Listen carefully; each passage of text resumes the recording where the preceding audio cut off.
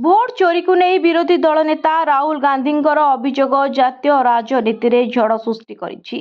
इसी भोटर को सुरक्षा देउतबा कही गणतंत्र को बंचाइबा को साधारण लोकन को आह्वान देइछंती राहुल। जवाब रखिछंती निर्वाचन कमिशन। भोट चोरी को नहीं बीजेपी निर्वाचन कमिशन को ऊपर संडुआसी आक्रमण करिछंती लोकसभा विरोधी दल नेता राहुल गांधी। कर्नाटक आलंद विधानसभा क्षेत्र को उदाहरण भाव नहीं प्रमाण देखाई बर्षिछंती राहुल। कहते 2023 रे 6018 कांग्रेस भोटर का ना तालिका को कटा जाइतिला। निर्वाचन कमिशन सिस्टम को हैक करी सॉफ्टवेयर जरिया रे भोटर का ना तालिका को कटा जाइतिला। जो प्रक्रिया रे भोटर का ना कटिथिला ताहार तथ्य मागिथिला कर्नाटक सीआईडी। बारंबार चिठी लेखिबा परे मध्य उत्तर देई नाहंती निर्वाचन कमिशनर।